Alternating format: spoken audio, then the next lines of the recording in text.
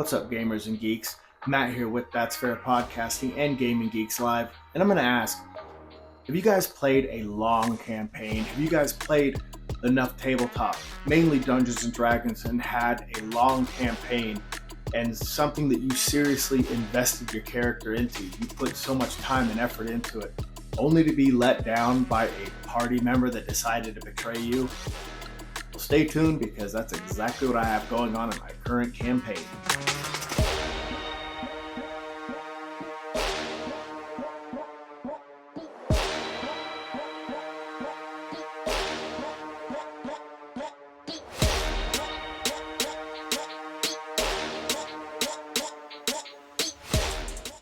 I won't lie, I'm showing my age here. I've played Dungeons and Dragons for 40 years now. I've been a dungeon master for just over 35. I'm just showing my age, I'm not gonna lie. But I played all editions. Played first edition and second edition that had Thaco or Thaco, third, 3.5, fourth, fifth, 3.5 is by far my favorite. But guys, if you are new here, please feel free to subscribe to That's Fair Podcasting or Gaming Geeks Live. Maybe like the video, help us in that little algorithm, and we're kind of at your mercy. And if you don't do any of these and you just kind of follow this needless rant, thank you so much for joining. I sincerely appreciate it. But I want to talk to you about the story so far as it stands.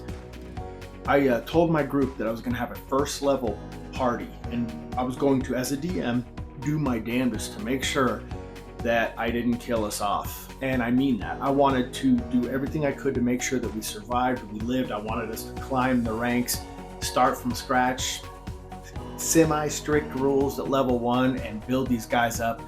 And that's exactly what we did. And at first level, we had basically we had to go to a farming community outside the city of Cormyr, which I called Bellhaven. It was a small village that we're talking about missing residents. And so for a first level group, there was, I think 7 of us. Let's see, carry the 2. I think 7 of us, maybe 8. But we went and we searched for them. And again, a first level party. It was 2 weeks east from the village of Bellhaven. And we ultimately stumbled upon a goblin camp where these residents were being held and obviously being sold into servitude. But the thing is on the way, we had a lot of random encounters, and rescuing them within the goblin camp and bringing them back, ultimately we rose 5 levels, mainly because of random encounters. I didn't want to throw stuff at us that would kill us, but I like to roll in the original Dungeon Master's Guide, first edition, the random encounters tables. Obviously you can do it in wilderness, hills and mountains and flatlands and all that. But anyway, so I did that, and we had a lot of encounters. And the good news is we got to raise 5 levels. And it was a pretty good start to an adventure. So at 5th level, the next adventure awaits. And that level would be a ghost ship that our party ultimately found themselves residing in Luskan at 5th level. My player was a monk. My wife was a rogue, humans, both of them were humans. My nephew Josh was a wood elf wizard. My stepson was a half-elf fighter. My daughter was, what was she? I think I have it written down over here. A human rogue. And my brother-in-law was a human paladin. So 6, I think, however many that is. Anyway, yeah, you get it. No, because my stepson's girlfriend was a cleric. That's right. So anyway, human cleric. So there were 7 of us. And we're all level 5. And we go to this ghost ship. Well, the ghost ship ultimately had us going farther away because it disappeared after 3 days before we had a chance. And it goes a little farther south to I don't remember the name of the small community, but ultimately it was about 20 days ride south, small farming or harbor community, just a little port community. And ultimately they were able to board the boat and take care of the Wraith. They leveled up a little bit, and then ultimately they took care of the Wraith. It was called the Wraith ship is what we called it. It was one Wraith, and it had some lesser undeads. And ultimately, it would lead us into a tomb where we would find that we had to, the Wraith, the captain, we weren't able to kill the captain, the Wraith of the ship. So we had to go into the tomb, ultimately lay its bones to rest where he was buried. And that in turn leveled us all up. Ultimately, we would get to level 10. It was a much harder campaign, much longer campaign.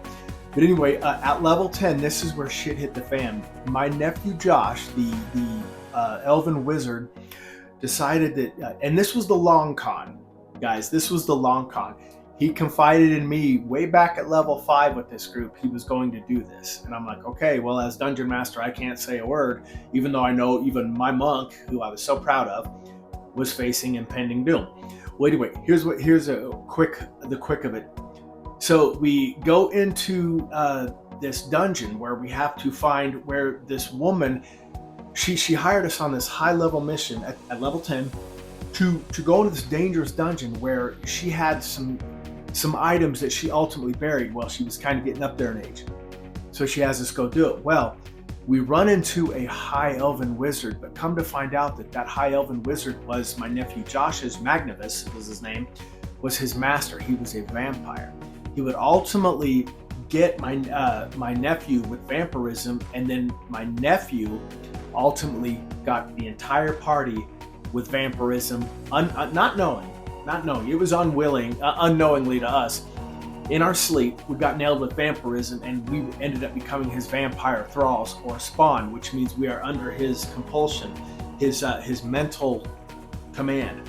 We have to now currently play a couple of. I told him this is what he wanted. He destroyed the entire party. The entire party, like outside the game, kind of wanted to kick his ass. Me, I'm DM. I didn't care. But anyway, he turns the entire party into vampires. Now we're an evil party. We have to play that a couple of times, and the conclusion is we are creating high-level characters, 15th to 17th level by the time we get to these. We have to create high-level characters to stop this evil party. It's the only time my nephew ever got to do this. I had to share the story. It was something he was so excited to do. He finally got his evil party. And, even my brother-in-law, who had the paladin, I think the reverse of that was ultimately a death knight. But he wasn't happy because his favorite thing's a paladin. He's the other half of Gaming Geeks Live. He plays Baldur's Gate 3 as a paladin. So anyway, guys, that's the story. We're creating a high-level character group to go in and eradicate our first party. So anyway, he wanted to play a couple of times. That's where we're at. We're going to leave off.